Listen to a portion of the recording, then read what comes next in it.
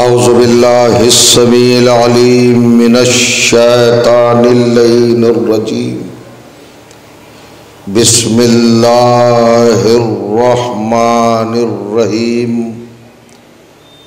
الحمد لأہلہ والصلاة علی اہلہا لا سیما علی سیدنا و مولانا ابی القاسم محمد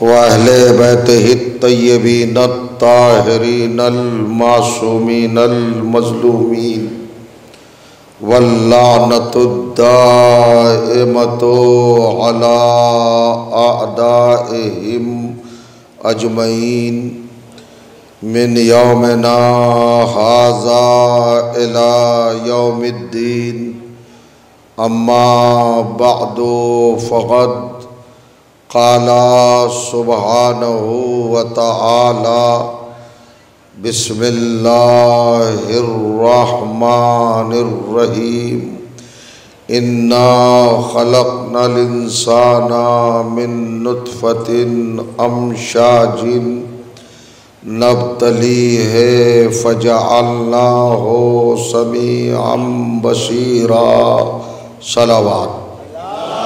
ادھر کریے اس کو، یہاں کریے۔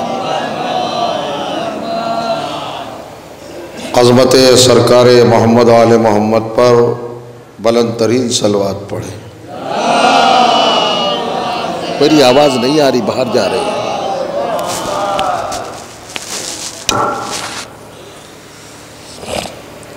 بزرگان عزیز اور برادران ایمان، آپ کی بابرکت اور مقدس سماعتوں کی بارگاہ میں اس وقت کی اس ایصال ثواب کی گفتگو کے حوالے سے عنوان کلام کے طور پر جس گرامی ترین آیت کی تلاوت کا شرف حاصل کیا، یہ مطہر آیت کلام الہی کے 76ویں سورہ یعنی سورہ مبارکہ الدہر کی دوسری آیت ہے۔ اس آیت میں کائنات کا پروردگار عالم انسانیت اور جہان بشریت سے مخاطب ہے اور خود انسان کی تخلیق پر، انسان کی خلقت پر اور انسان کے کریشن پر گفتگو فرما رہا ہے۔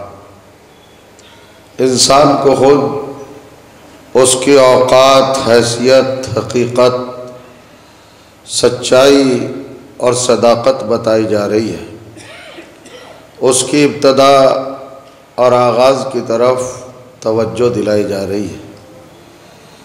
ارشاد ہوتا ہے انا خلقنا الانسان من نطفۃ امشاج نبتلی، ہم نے یہ قانون بنایا ہے، یہ دستور معین کیا ہے اور یہ سیرت وضع کی ہے کہ ہم صبح قیامت تک جس انسان کو بھی پیدا کریں گے، اس کی ذات میں، اس کی ہستی میں، اس کے وجود میں، اس کی شخصیت میں اور اس کی پرسنالٹی میں دو حقیقتوں کو شامل کریں گے، دو سچائیوں کو مشترک کریں گے۔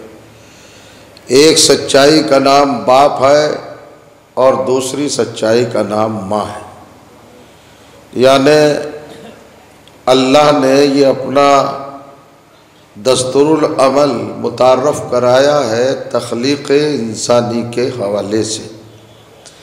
اب جو بھی انسان پیدا ہوگا وہ ماں باپ کے ذریعے پیدا ہوگا۔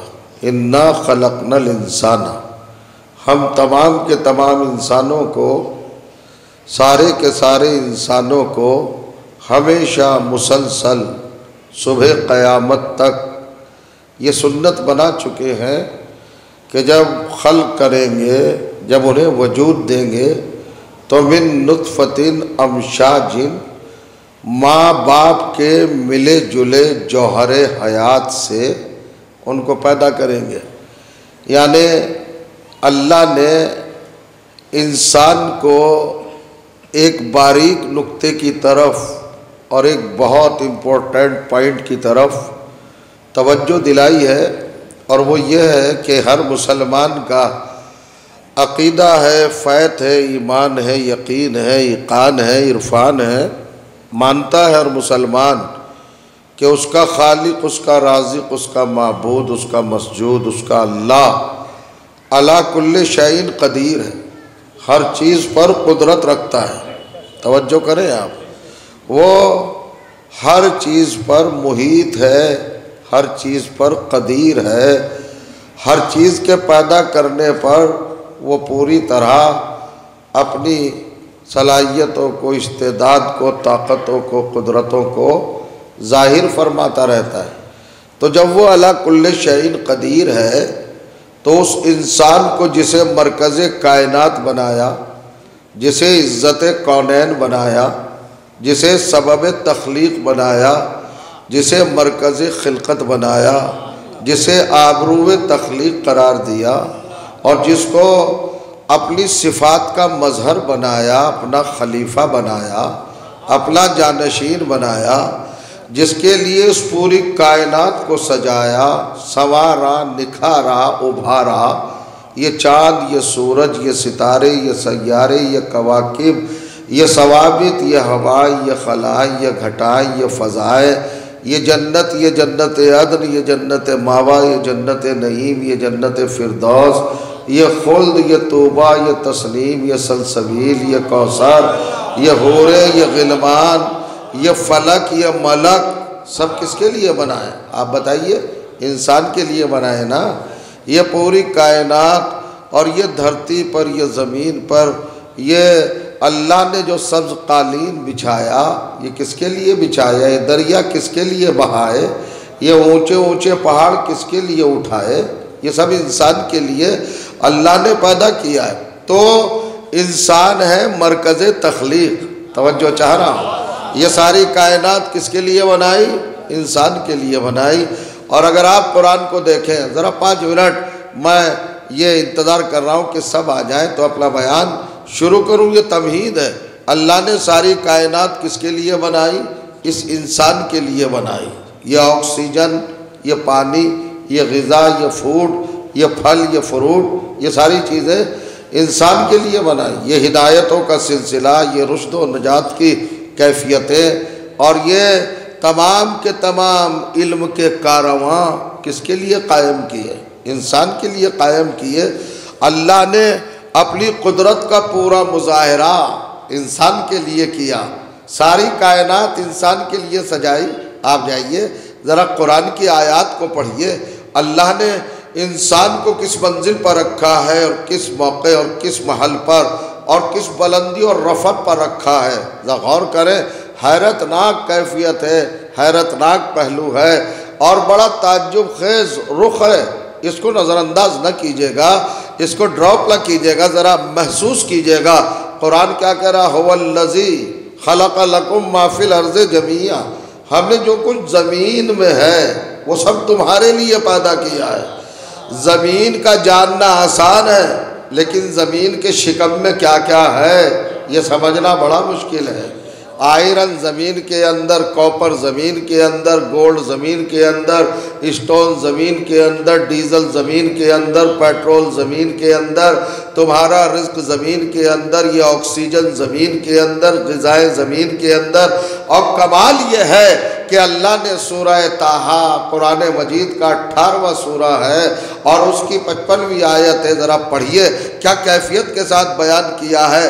لوگ سمجھتے نہیں ہیں، 20واں سورہ ہے، اس کو پڑھیے اور دیکھیے کیا فرماتا ہے پروردگار، منہا خلقناکم وفیہا نعیدکم ومنہا نخرجکم تارۃ اخری، ہم نے تمہیں زمین ہی سے پیدا کیا ہے اور زمین ہی میں واپس پلٹا دیں گے، اور پھر زمین ہی سے تمہیں اٹھائیں گے۔ توجہ چاہ رہا ہوں، یعنی انسان کے زمین سے 3 رشتے ہیں، آیا بھی زمین سے ہے، جائے گا بھی زمین میں، اور قیامت کے دن اٹھے گا بھی زمین سے۔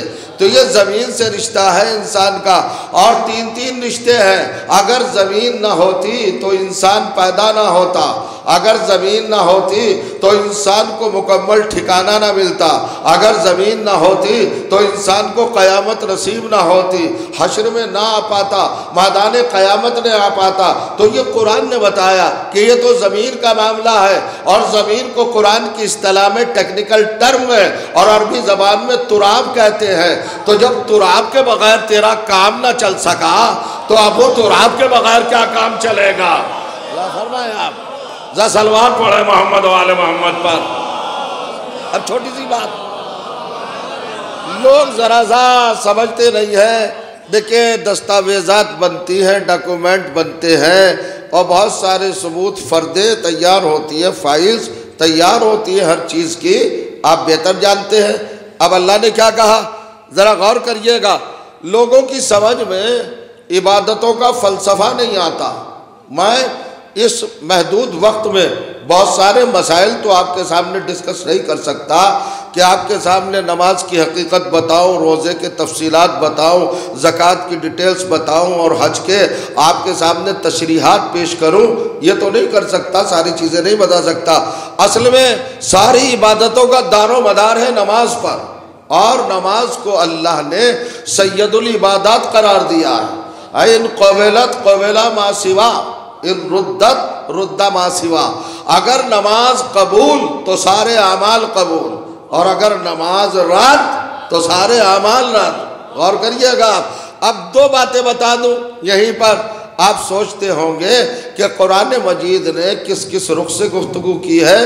نماز لے لیں، 17 رکعت ہے 24 گھنٹے میں، زیادہ وقت نہیں لیا اللہ نے، خالی 17 منٹ لیے ہیں آپ سے اپنی عبادت کے لیے، 24 گھنٹے میں سے 17 منٹ۔ کتنا کریم پروردگار ہے، زیادہ وقت آپ کو دیا، صرف 17 منٹ لیے، اور 17 منٹ میں نماز کا حسن اور جمال اور بیوٹی بتائی ہے قرآن مجید نے۔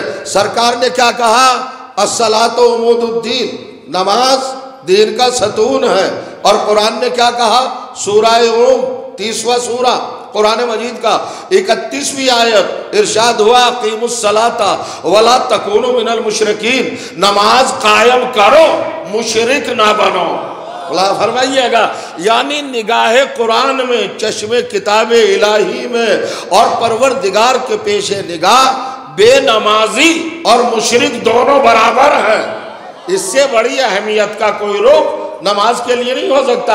ہم اگر زندگی بھر نماز پہ پڑھتے رہے تو اتنا عظیم بیان نہیں دے سکتے جتنا اللہ نے 2 لفظوں میں دے دیا۔ یعنی اگر نماز چھوڑی بغیر کسی عذر کے تو کیا چارج لگے گا؟ شرک کا چارج لگے گا، مشرک ہو جاؤ گے۔ کبھی آپ نے غور کیا نماز تو 17 رکعت ہے، خالی دن کے حصے میں پڑھ لی جاتی ہے، روزہ تو پورے دن رکھا جاتا ہے۔ روزہ چھوڑنے والے کو مشرک نہیں کہا، گناہگار کہا ہے۔ توجہ چاہ رہا ہوں۔ زکوٰۃ آپ کھیتی تیار کرتے ہیں اور جب پکے گھر پہ آ جاتی ہے تو ٹیکس لگ جاتا ہے، آپ کو زکوٰۃ دینا پڑتی ہے۔ تو زکوٰۃ بھاری ہے یا نماز بھاری ہے؟ روزہ کٹھن ہے یا نماز کٹھن ہے؟ حج کے لیے تو برسوں لگ جاتے ہیں، مگر حج کے چھوڑنے والے کو مشرک نہیں کہا گیا، روزے کے چھوڑنے والے کو مشرک نہیں کہا گیا، زکوٰۃ کے چھوڑنے والے کو مشرک نہیں کہا گیا، دوسری عبادتوں کے ترک کرنے والے کو مشرک نہیں کہا گیا۔ چارج اگر لگا تو صرف اتنا لگا، گناہگار ہے، گناہ کبیرہ کا مرتکب ہے، اللہ کے غضب کا شکار ہے، اللہ کے غیب کا شکار ہے، رحمتوں سے دور ہے، نعمتوں سے محروم ہے، سعادتوں سے مایوس ہے وہ انسان جو عبادتوں کو چھوڑتا ہے۔ لیکن نماز کے لیے کہا کہ اگر نماز چھوڑی تو مشرک ہو جاؤ گے۔ میں پوچھنا چاہتا ہوں اور عبادتوں کے لیے یہ چارج کیوں نہیں لگایا؟ حالانکہ وہ عبادتیں زیادہ کٹھن ہے۔ نماز تو بہت آسان ہے، 12 گھنٹے روزہ رکھنا بہت مشکل ہے، 17 منٹ میں نماز پڑھنا بہت آسان ہے، زکوٰۃ دینا بڑا مشکل ہے، نماز پڑھنا بڑا آسان ہے، جہاد کرنا بڑا مشکل ہے۔ ارے بھائی مسلح پہ تو سب آ جاتے ہیں، میدان میں کوئی ٹکتا ہے۔ غور کریے گا، تو جہاد میں جانا دیکھیے گا آپ، جہاد میں ٹکنا بڑا مشکل ہے، وہاں تو جان دینا ہوتی ہے نا، لیکن کمال ہے ذرا سا تجزیہ کر لے، انالائز کر لے۔ میں پوچھنا چاہ رہا ہوں، آپ بھی ہیں ہم بھی ہیں، ہم لوگ بڑے ذہین لوگ ہوتے ہیں فرش ازا سے، جو ہمیں رزق معرفت ملتا ہے وہ عقلوں کو پروان چڑھاتا ہے، وہ خرد کو جوانی عطا کرتا ہے، وہ جذبوں کو شباب دیتا ہے، وہ ایمان کو مضبوطی دیتا ہے، وہ تقوی کو بڑی استحکام دیتا ہے۔ ہم لوگ بڑی باریکیوں کو سمجھنے والے ہیں۔ میں پوچھنا چاہ رہا ہوں، ذرا فیصلہ لیں، نماز پڑھنا مشکل ہے یا زکوٰۃ دینا؟ زکوٰۃ دینا مشکل ہے نا، اس لیے نمازی تو بہت نظر آ جائیں گے، زکوٰۃ دینے والے بہت کم ہوں گے۔ اچھا یہ بتائیے، روزہ رکھنا مشکل ہے یا نماز پڑھنا؟ ان کا روزہ رکھنا مشکل ہے۔ حج کرنا مشکل ہے یا نماز پڑھنا؟ کا حج کرنا مشکل ہے۔ اچھا صاحب، جہاد کرنا مشکل ہے یا نماز پڑھنا مشکل ہے؟ کہ جہاد کرنا بڑا مشکل ہے، نماز تو پڑھ لیتے ہیں بہت سارے لوگ، مگر جہاد میں سب نہیں ڈٹ کے لڑ سکتے۔ تو جو عبادت سب سے زیادہ آسان تھی اسے اتنا اہم کیوں بنایا کہ اگر نماز چھوڑی تو سارے اعمال گئے اور آپ مشرک ہو گئے؟ توجہ جارا، نماز کے چھوڑنے پر شرک کی سزا کیوں رکھی؟ کبھی غور کیا آپ نے؟ اصل میں روزہ رکھیے، زکوٰۃ دیجئے، حج کیجئے، توجہ کیجئے گا، جہاد کیجئے، کسی کو مشروط نہیں کیا، کنڈیشنل نہیں بنایا، لیکن جب نماز کی بات آئی تو ارشاد ہوا من لم یصلی علیکم لا صلاۃ لہ۔ اہل بیت، اگر نماز میں آپ پر صلوات نہ پڑھی گئی تو نماز نہیں ہوگی۔ اس کا مطلب یہ ہے کہ نماز کو ذکر اہل بیت کا ظرف بنایا ہے۔ توجہ چاہ رہا ہوں، غور کریے گا، نماز کو ظرف بنایا ہے ذکر اہل بیت کا۔ اللہم صلی علی محمد وآل محمد، اگر نماز میں نہ پڑھا تو نماز نہیں ہوگی۔ توجہ چاہ رہا ہوں، غور کریے گا۔ اب پتا چلا کہ نماز کے چھوڑنے پر شرک کا چارج کیوں لگا؟ اس لیے لگا کہ نماز تنہا نہیں ہے، اس میں ذکر اہل بیت ہے۔ کسی اور عبادت میں ذرا بلند ترین صلوات پڑھے محمد و آل محمد پر۔ چھوٹی بھی بات کرنا چاہ رہا ہوں، اب سنیے صاحب، اب آگے نماز کیا ہے؟ نماز دیکھیے، یہ اہمیت سمجھ لیجئے، الصلاۃ عمود الدین ان قبل ما سواہا۔ اگر نماز قبول تو سارے اعمال قبول، وَإِن رُدَّ ما سوا، اور اگر نماز ریجیکٹ، رد، تو سارے اعمال۔ تو آپ سمجھدار لوگ ہیں، آپ کو بتانے کی ضرورت ہے، ساری عبادتوں کو ڈیپینڈ کیا نماز پر۔ توجہ کیجئے گا، سارے فروع دین کائیں بات پر منحصر ہیں؟ نماز پر۔ اگر نماز قبول، سنیے آپ محسوس کیجئے گا، رسول اللہ نے فرمایا، اچھا مطلق نہیں فرمایا، ایبسلوٹلی نہیں، آزاد نہیں، فری نہیں، بلکہ کنڈیشنل۔ اگر نماز قبول تو سارے اعمال قبول، اور اگر نماز رد تو سارے اعمال رد۔ تو آپ جانتے کہ دو سچویشنیں پیدا ہو گئی، اللہ فرمایا امکانی پوسیبلٹی کیا ہے؟ نماز قبول ہو بھی سکتی ہے اور نماز قبول نہیں بھی ہو سکتی۔ تو اب میں ان علماء سے کہنا چاہتا ہوں جو منبر پر بیٹھتے ہی قوم پر راشن پانی لے کے سوار ہو جاتے ہیں، نماز پڑھو، نماز پڑھو، نماز پڑھو، نماز پڑھو، نماز پڑھو کہہ کے قوم کا وقت برباد نہ کرو، ہے اس لیے کہ نماز کے لیے دو کنڈیشنیں ہیں، دو سچویشنیں ہیں، قبول ہو بھی سکتی ہے، نہیں بھی ہو سکتی۔ قوم سے یہ نہ کہو کہ نماز پڑھو، یہ بتاؤ قبول کیسے ہوگی؟ کریے گا، یہ راز بتاؤ، اللہ فرمائے قبول کیسے ہوگی، ایکسیپٹ کیسے ہوگی، ہے نماز کو اللہ کیسے قبول کرے گا؟ وہ راز بتاؤ، وہ ریزن بتاؤ، وہ سبب بتاؤ، وہ ذریعہ بتاؤ، وہ وسیلہ بتاؤ، وہ سورس بتاؤ جس کے ذریعے نماز قبول ہو۔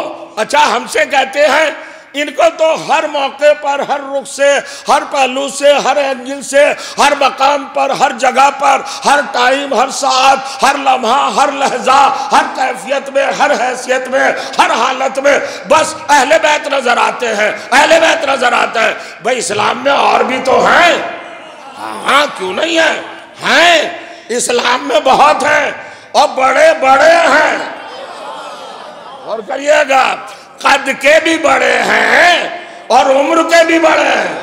ہم نے کب انکار کیا ہے؟ بڑے بزرگ ہیں، بڑے سینئر ہیں، اسلام میں بڑی پرسنالٹیز ہیں، بڑی شخصیات ہیں اور بڑی ہستیاں ہیں، ہم نے کب انکار کیا؟ کب ان کا تذکرہ نہیں کرتے، ان کا ذکر نہیں کرتے؟ کہاں ذکر کرانا چاہتے ہو؟ ہوگا ہر جگہ ذکر کرو۔ دیکھیے ذرا اس بات کو سمجھئے گا اور محسوس کیجئے گا، میں آپ کے دلوں میں اترنا چاہتا ہوں اور ایک عجیب و غریب رخ آپ کی بارگاہ سماعت میں رکھنا چاہتا ہوں۔ لوگوں کی ڈیمانڈ ہے، مطالبہ ہے کہ بزرگوں کا ذکر کرو، ان کا ذکر کرو، ان کا ذکر کرو۔ خالی علی کا ذکر کرتے ہو، فاطمہ زہرا کا ذکر کرتے ہو، حسن و حسین کا ذکر کرتے ہو، آل رسول کا ذکر کرتے ہو، اہل بیت کا ذکر کرتے ہو، یہی تو ہے نا؟ ذریت نبی کا ذکر کرتے ہو، خاندان زہرا کا ذکر کرتے ہو، اور کسی کا ذکر کرتے ہی نہیں۔ کیا کوئی لائق ذکر اور ہے ہی نہیں؟ سب لائق ذکر ہیں، کون انکار کر رہا ہے؟ مگر اہل بیت کے ذکر سے فرصت ہو تو کسی دوسری طرف دیکھیں۔ ابھی تو مشغول ہیں ذکر اہل بیت میں، انہوں نے صاحب ذکر ان کا بھی ہونا چاہیے۔ تو اب معیار ذکر سمجھئے، ذکر وہ ہے جو ہر جگہ ہو، وہ ہے شان ذکر کیا ہے جو ہر جگہ ہو۔ اب لفظوں پر نہ جائیے، اس کی گہرائی میں اتریے، روح کو دیکھیے، نفس کو دیکھیے۔ اب میں آپ کی خدمت میں آنا چاہتا ہوں، بھائی کس کا ذکر کرانا چاہتے ہیں؟ دیکھو نبی کے ارد گرد جو حلقہ ہے، جو دائرہ ہے، اس کی 3 کڑیاں ہیں۔ نبی کے گرد جو حد ہے، جو باؤنڈری ہے، جو دائرہ ہے یا جو سرکل ہے، اس کی کیا کڑیاں ہیں؟ 3۔ ان کڑیوں کا نام کیا ہے؟ اصحاب، ازواج، اہل بیت۔ اور فرمائیں آپ، نبی 3 ہی ذریعے سے ہم تک آ سکتے ہیں، مسلمان تک، یا اصحاب کے ذریعے، یا ازواج کے ذریعے، یا اہل بیت کے ذریعے۔ آپ پریشان نہ، وہ نہیں پڑھوں گا جو آپ سن چکے ہیں، الگ سے بالکل چیز آپ کی خدمت میں پیش کرنا چاہتا ہوں۔ اب چلیے صاحب، اصحاب کا ذکر کیا جائے، ازواج کا ذکر کیا جائے، اور پھر اہل بیت آ جائیں گے۔ کہاں کہاں ذکر کیا جائے؟ پہلے تو یہ بتاؤ، یہ کائنات کس کے لیے بنی؟ کا انسان کے لیے؟ تو اتنی بڑی کائنات انسان کے لیے بنا کے انسان کو فری چھوڑ دیا، یوں ہی بس بکٹوٹ ایسے ہی رہے، بے نہار کا اونٹ، کوئی ذمہ داری نہیں، کوئی رسپانسبلٹی نہیں، کوئی ڈیوٹی نہیں، اس پر کوئی فریضہ نہیں، اس پر کوئی قید نہیں ہے، آزاد پھرے دندناتا ہوا۔ ارے بھائی سوچو، جس کے لیے کائنات بنائی ہو انسان کے لیے، تو اس کو بھی تو کسی کے لیے بنایا ہوگا۔ کیا فرمایا آپ؟ ایسے ہی تھوڑا ہی چھوڑ دیا ہوگا۔ اب صاحب قرآن کی سینکڑوں آیتیں ہیں کہ ہم نے انسان کے لیے کائنات بنائی۔ اب اس کے بعد آتا ہے کہ انسان کو کس کے لیے بنایا؟ سورہ زاریات، قرآن مجید کا 52واں سورہ 52 آیت نمبر 56 ارشاد ہوا، وَمَا خَلَقْتُ الْجِنَّ وَالْإِنسَ إِلَّا لِيَعْبُدُونِ۔ کائنات انسان کے لیے بنی، انسان اللہ کی عبادت کے لیے بنا۔ غور فرما رہے ہیں آپ؟ عبادتوں میں نماز سید العبادات، سب نمازوں عبادتوں کی سند، ضمانت، سب نمازوں کے لیے روح، جان، حیات، لائف، غازہ، خوبصورتی، جمال، حسن، بیوٹی، ساری نمازوں کا چہرہ ہے، عبادتوں کا چہرہ ہے نماز۔ غور کریے گا، اب نماز آ گئی تو تان کہاں ٹوٹی؟ آخری چیز ہے نماز۔ بلا فرمایا آپ، نماز ہے، معیار بنے گی نماز۔ مسلمانوں اب آؤ ڈیمانڈ لے کر، ہم سے کہتے ہو ان کا ذکر کرو، ان کا ذکر کرو، ان کا ذکر کرو۔ ہمیں مجبور کرتے تھے نا کہ خالی اہل بیت کا ذکر کرتے ہو، کسی اور کا ذکر کرتے ہی نہیں۔ ہم نے کہا نماز میں آؤ، نماز میں آؤ۔ کہ نماز میں کیا کریں آ کر؟ نماز میں یہ کرو کہ جن کے ذکر کرنے کو ہم سے کہہ رہے ہو ان کا ذکر نماز میں کرو، تو اگر کیا تو نماز باطل ہو جائے گی۔ کچھ کہنا چاہ رہا ہوں، اللہ جانے جاگ رہے کہ نہیں نہیں، توجہ نہیں کی آپ نے، غور نہیں کی آپ نے۔ آپ سے ڈیمانڈ ہوتی ہے، مطالبہ ہوتا ہے، پریشر ہوتا ہے، دباؤ ہوتا ہے، آپ کے اوپر دبیش ہوتی ہے، آپ کے اوپر چڑھائی ہوتی ہے، اٹیک، حملہ بہت زبردست۔ ان کا ذکر کرو، ان کا ذکر کرو، ان کا ذکر کرو۔ اے بھائی کرے ذکر، آؤ سمٹ کے نماز میں آؤ نا۔ اب کرو نبی کی بیویوں کا ذکر نماز میں، غور کریے گا، کرو اصحاب کا ذکر نماز میں۔ ان کا نہیں، اگر ذکر کیا تو نماز باطل ہو جائے گی۔ اور اہل بیت کی کیا کیفیت ہے، کیا پوزیشن ہے کہ اگر ان کا ذکر نہ کیا تو نماز باطل ہو جائے گی۔ تو دونوں میں فرق ہو گیا نا۔ تو اب بتاؤ مسلمانوں، ان کے ماننے سے کیا فائدہ جن کا ذکر نماز کو غارت کر دے، ختم کر دے۔ صلوات پڑھ دے محمد و آل محمد پر، سمجھئے؟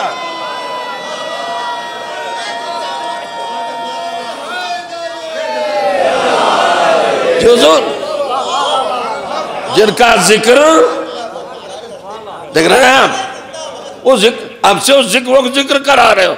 ذکر ہو تو ایسا کہ اگر نہ ہو تو نماز نہ ہو۔ کمال صاحب امام شافعی کہہ رہے ہیں، میں تو ہی کہہ رہا ہوں، کہتے ہیں یا اہل بیت رسول اللہ حبکم فرض من اللہ فی القرآن انزلہ فکفاکم من عظیم القدر انکم من لم یصلی علیکم لا صلاۃ لہو۔ اہل بیت آپ وہ ہیں کہ آپ کی محبت کو اللہ نے فرض قرار دیا ہے اس قرآن میں جس کو اپنے نبی پاک کے سینہ مطہر پر نازل کیا ہے۔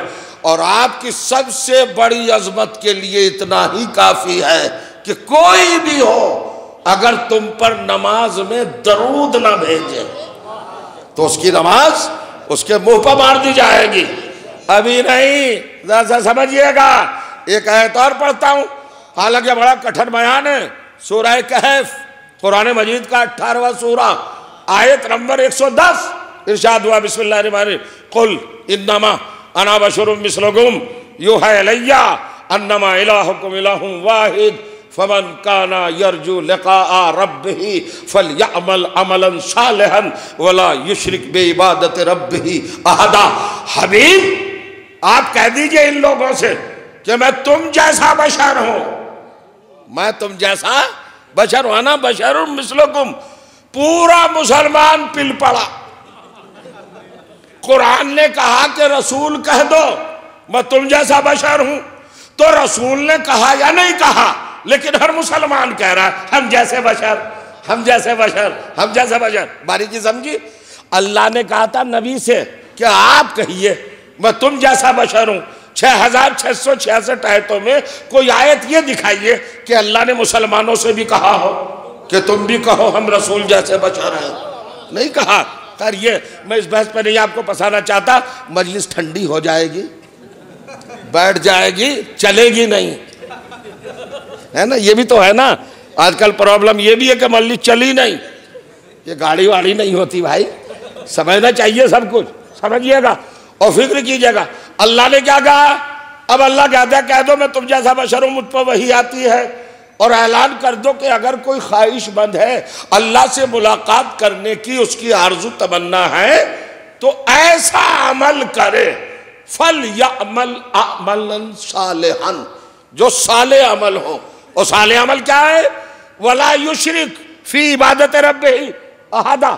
علماء بیٹھے ہیں بتائیں گے اپنے رب کی عبادت میں کسی کو شریک نہ کرے۔ کائے میں شریک نہ کرے؟ اپنے رب کی عبادت میں۔ عمل صالح کیا ہوگا؟ دل سنبھالیے، اپنے آپ کو یہاں پر بہت مضبوط رکھیے گا۔ کس منزل پہ لا رہا ہوں؟ اعلان کیا قرآن کے سورہ کہف کی 110ویں آیت نے ولا یشرک بعبادت ربہ احدا، اپنے رب کی عبادت میں کسی کو شریک نہ کرنا، کسی کو، احدا، کسی کو شریک نہ کرنا۔ ارے کمال ہے، ساری عبادتوں کی عبادت نماز ہے، قرآن قانون بنا رہا ہے کسی کو شریک نہ کرنا، ہے نا؟ اور وہیں پھر شریعت کہہ رہی ہے اگر صلوات نہ پڑھی تو نماز نہیں۔ تو اہل بیت شریک تو ہو گئے، نماز میں شریک ہوئے کہ نہیں؟ آپ نہیں پہچان رہے؟ اللہ کہہ رہا ہے شریک نہ کرنا کسی کو بھی، احدا، کوئی بھی ہو کسی کو شریک نہ کرنا، مگر خود ہی قانون بنوا رہا ہے کہ اگر اہل بیت پہ صلوات نہ پڑھی تو نماز نہیں ہوگی۔ تو شرکت ہو گئی کہ نہیں؟ ذکر کی شرکت ہو گئی کہ نہیں؟ تو یہی تو بتانا چاہ رہا تھا اللہ تعالیٰ، ارے تمہیں پتہ ہی نہیں ہے عبادت اصل کیا ہے، ذکر اصل کیا ہے؟ جہاں غیریت ہو وہاں شرکت کا لفظ آتا ہے، لیکن جہاں غیریت ختم ہو جائے وہاں شرکت کا لفظ نہیں آتا۔ یہ اہل بیت میری ذات سے ہٹ کر نہیں ہے، یہ تو ان کا وجود ہی مجھ سے ان کا مثبت ہے، نسبت ہے، منسوب ہے۔ آدم ہوں گے صفی اللہ، نوح ہوں گے نجی اللہ، ابراہیم ہوں گے خلیل اللہ، موسیٰ ہوں گے کلیم اللہ، عیسیٰ ہوں گے روح اللہ، یوسف ہوں گے حسین اللہ، سب کچھ ہوں گے، لیکن یہ کون ہے؟ یہ خالی صفاتی لوگ نہیں ہیں، یہ میری ذات کے پرتو ہیں، مظہر ہے، مجھ سے منسوب ہے، ان کا کچھ اپنا ہے ہی نہیں۔ شرکت تو وہاں ہوگی جہاں غیر آئے گا، توجہ چاہ رہا، شرکت تو وہاں ہوگی جہاں غیر آئے گا۔ اہل بیت غیر ہے ہی نہیں، کہ پروردگار غیر کیوں نہیں ہے؟ کہ ان کی آنکھ عین اللہ، ان کا چہرہ وجہ اللہ، ان کا ہاتھ ید اللہ، ان کا نفس نفس اللہ، ان کا ذکر ذکر اللہ۔ تو کہاں شرک رہ گیا؟ سمجھاؤ، ذرا صلوات پڑھے محمد و آل محمد پر۔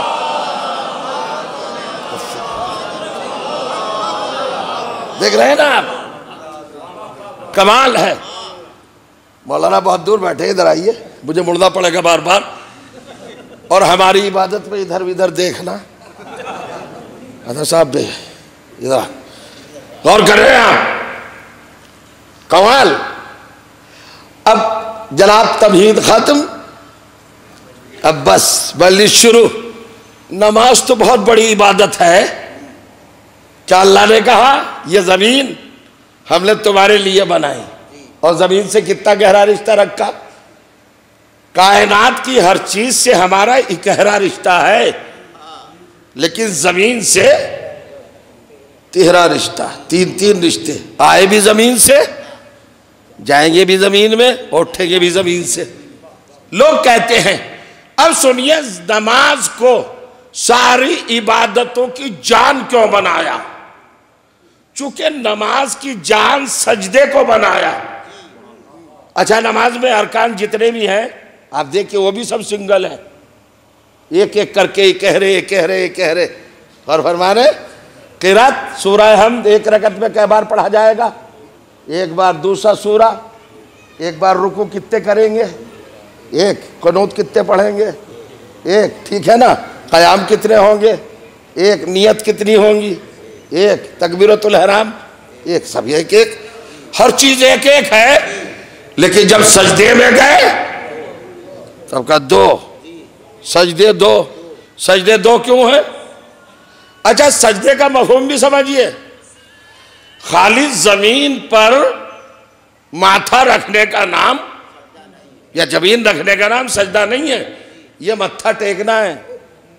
تو کہیں بھی ٹیک لیجئے، دوسرے لوگ بھی ٹیکتے ہیں۔ سجدے کے آداب ہیں، سجدے کا سلیقہ ہے۔ سجدہ ہوتا ہے اعضائے سبع۔ اعضائے سبع کا کیا مطلب؟ 7 پارٹس اور باڈی، جسم کے 7 حصے رکھنا پڑیں گے آپ کو، پیشانی، ہتھیلیاں، گھٹنے اور پاؤں کے دونوں انگوٹھے، 7 اعضاء۔ سجدے ہوں گے 2۔ غور کریے آپ، کمال ہے صاحب، کمال۔ سجدہ اگر نہ ہو تو نماز اینڈ نہ ہو، اور اگر سورہ حمد نہ ہو تو نماز کا آغاز نہ ہو۔ ادھر سورہ پڑھو، لا صلاۃ الا بفاتحۃ الکتاب، سورہ حمد کے بغیر نماز ہی نہیں۔ نماز پڑھنا سورہ حمد کمپلسری ہے، باقی سوروں میں آپ کو اجازت ہے۔ سورہ حمد اس کو کہتے ہیں سبع مثانی، 7 آیتیں، ہر نماز میں 2 رکعت میں سورہ حمد، ہر نماز کی رکعت میں 2 سجدے، یہاں 7 آیتیں، یہاں 7 اعضاء، وہ ابتدا یہ انتہا، نہیں سمجھے آپ؟ اب بھائی آپ ریپیٹ بھی تو کیجئے نا، جوڑ جمع تو جانتے ہوں گے نا، سجدے کیوں رکھے دو؟ 7 اعضاء تاکہ ریپیٹ ہو کر 14 ہو جائیں، 7 آیتیں تاکہ ریپیٹ ہو کر 14 ہو جائے، اور نماز پڑھنے کو سمجھ میں آ جائے، قاری کو سمجھ میں آ جائے، نمازی کو سمجھ میں آ جائے کہ تیری نماز نہ 14 کے بغیر شروع ہوتی ہے، نہ 14 کے بغیر تمام ہوتی ہے۔ ابتدا بھی 14، غور کریں آپ، موٹی موٹی بات ہے۔ اب ایک فلسفہ بیان کر دوں، فلسفی، دیکھیے ہیومن رائٹ ہوتے ہیں اور پتہ نہیں کیا کیا ہوتا ہے، آج کی ٹیکنالوجی، سائنس، تحقیق، ریسرچ، جستجو، کیوریوسٹی، تلاش، رزلٹ، نتیجے، محصل، بہت کچھ ہے آپ کے سامنے، لیکن قرآن نے 2 لفظوں میں بات ختم کر دی، منہا خلقناکم، ہم نے تمہیں زمین سے بنایا۔ کہاں سے بنایا؟ زمین سے۔ منہا فرام ارتھ، زمین سے۔ کہاں سے پیدا کیا؟ خلقناکم، ہم نے زمین سے خلق کیا۔ آ گئے تم زمین سے، اصل ماں ہے زمین، وفیہا نعیدکم، اور جب تم زندگی گزار لو گے پھر زمین میں جاؤ۔ اب یہ قبر ہے جو برزخی گھر ہے، یہ درمیانی ویٹنگ روم، قیامت کا انتظار کیا جاتا ہے جہاں۔ اب کیا ہوگا؟ وَمِنْهَا نُخْرِجُكُمْ تَارَةً أُخْرَى، پھر ہم تمہیں اسی زمین سے اٹھائیں گے قیامت۔ سنیے صاحب، انسان کی تاریخ، حقیقت وجود، ہسٹری آف ہیومن کیا ہے؟ ماضی، مستقبل، حال ہے نا، پریزنٹ، پاسٹ، فیوچر ہے نا، بھوت کال، ورتمان کال، بھوشیہ کال، یہی تو ہے نا، ہمارے کہا جاتا ہے ماضی، حال، مستقبل۔ ہر انسان کی زندگی کے ساتھ یہ 3 ہی پیریڈ ہے نا، گزرا ہوا، موجودہ، آنے والا۔ گزرا ہوا زمانہ ہمارا ہے تخلیق کا زمانہ کہ ہم کیسے آئے، موجودہ ہے کہ ہم ہیں، غور کریے، اور چلے جائیں گے، اور مستقبل ہے قیامت سے میں ہم زمین سے اٹھیں گے۔ تو 3 پیریڈ میں انسان بکھرا ہوا ہے، وسیع ہے، غور کریں گے آپ، ماضی، حال، مستقبل۔ قرآن نے 2 لفظوں میں بیان کر دیا، یہ ماضی، یہ مستقبل، یہ حال۔ منہا خلقناکم، یہ ہے ماضی، ہم نے تمہیں پیدا کیا زمین سے، وَفِيهَا نُعِيدُكُمْ، اور ہم تمہیں اسی میں دفن کر رہے ہیں، اسی میں لا رہے ہیں، یہ ہے حال۔ اور فِيهَا مِنْهَا نُخْرِجُكُمْ تَارَةً أُخْرَى، اور ہم تمہیں اسی سے اٹھائیں گے، یہ ہے فیوچر۔ توجہ چاہ رہا ہوں، آیا زمین سے، جائے گا زمین میں، اور اٹھے گا زمین سے۔ تو اب ذرا جاگ کے بتاؤ کتنے ریئیکشن ہوئے؟ اٹھا، پھر گیا، پھر اٹھا، 3 ایکشن، 3 ہے نا۔ نماز کو سمجھو، پوری انسانیت کی تاریخ 2 سجدوں میں سمیٹ دی۔ انسان کیا ہے؟ کیا ہے انسان؟ اب بتا رہا ہے قرآن، اس سے اٹھے ہو، اسی میں جاؤ گے، اسی سے اٹھو گے۔ تو اعتراف کیسے کرو؟ دنیا میں عبادتیں ہر مذہب میں ہیں، مگر اسلام نے نماز رکھی، نماز میں 2 سجدے رکھے تاکہ سجدوں میں قرآن کی آیت کے اعلان کا اعتراف ہو جائے۔ اللہ نے کہا منہا خلقناکم، ہم نے تجھے زمین سے پیدا کیا، ہم نے پہلا سجدہ کر کے سر اٹھایا، اعتراف کیا، ہاں ہم اسی سے اٹھے ہیں۔ اللہ نے کہا پھر اسے میں بھیجوں گا، دوسرے سجدے میں چلے گئے نا، پھر اللہ نے کہا اسی سے اٹھاؤں گا، پھر دوسرے سجدے سے سر اٹھایا۔ نہیں سمجھے آپ؟ یہ 2 سجدے نہیں ہیں، یہ انسان کی پوری تاریخ ہے۔ پھر سنا دوں، آپ دیکھ لیجئے، 3 ہی رد عمل تو ہیں۔ کیا ہوا بھیا؟ اٹھایا، گئے، آئے، 3 ہی تو ہے نا۔ آپ ذرا سجدے کریے، 2 سجدے ہیں، سجدے میں جائیں گے نا، تو جا کے اٹھے گی بھی تو. پہلی بار جب اٹھے اعتراف, ہاں پروردگار تو نے سچ کہا, ہم زمین ہی سے اٹھے. غور کریں آپ. پھر دوسرے سجدے میں گئے, ہاں پروردگار تو نے سچ فرمایا, ہمیں زمین ہی میں جانا ہے. پھر اٹھے, ہاں پروردگار تو نے سچ فرمایا, قیامت میں اٹھیں گے. ارے بھیا ماضی آ گیا, حال آ گیا, قیامت تک آ گئی, 2 سجدوں میں آ گئی. اور میرے نبی نے جھوم کر مدینے کے منبر پہ کہا, دیکھو جیسی زمین پر سجدہ کرو گے ویسا ہی گواہ پاؤ گے, ویسی ہی فضیلت پاؤ گے. اللہ جانے کہاں ہوں گے آپ. جیسی زمین کا انتخاب کرو گے سجدے کے لیے, چٹائی پہ کرو سجدہ, قالین پہ کرو سجدہ, کرو کہیں پہ سجدہ, بڑی بڑی جادیوں پہ کرو, دریوں پہ کرو, بھاگو زمین سے, ہٹو زمین سے, بچو فلت جعفریہ سے, فقہ جعفریہ سے نفرت کرو, کہیں کہیں پہ سجدہ کرو. لیکن فقہ جعفریہ نے عجیب بات کہی, جعلت لی الارض مسجدا و طہورا, میرے لیے یہ مٹی ہے جو سجدے کی جگہ ہے. رسول نے کہا جیسی مٹی انتخاب کرو گے ویسا سجدوں کا اثر ہوگا, ویسا تمہاری زندگی کا ہوگا. ہمیں نہیں پتا 72 فرقوں نے کس زمین پر سجدہ کیا, ہم نے تو کربلا کی مٹی لی, خاک شفا پہ سجدہ کیا.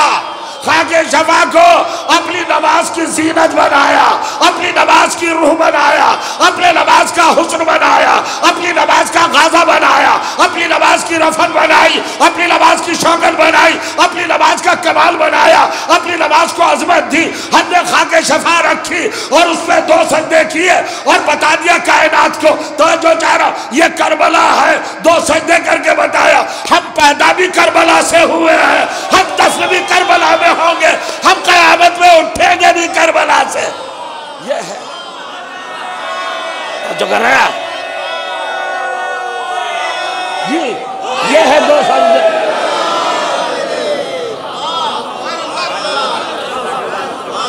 اچھا جس کی سمجھ میں نہیں آیا وہ بھی صلوات پڑھے.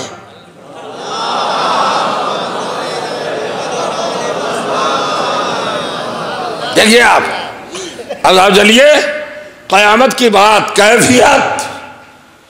ایک راز اور بتا دوں, نماز کو ظرف عظمت اہل بیت بنا کر صبح قیامت کے لیے اللہ نے محفوظ کر دیا تاکہ کوئی بحث ہی نہ کر سکے. نماز کب قبول ہوگی صاحب؟ جب درود. اچھا درود کیا ہے؟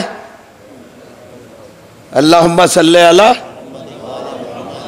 اب دیکھیے میں بحث تو کرتا نہیں, میں تو صاحبان عقل سے ایک بات پوچھوں گا. یہ بات بتائیے کہ ایک طرف نماز ہے, ایک طرف درود آل محمد, ان دونوں میں کون کس کا محتاج ہے؟ بڑا خطرناک سوال ہے نہیں؟ سارے جتنے بھی اعتراضات اور جتنی بھی غلط فہمیاں اور فساد کی راہیں پیدا کی جاتی ہے ہماری قوم میں, وہ ساری ختم ہو جائیں گی.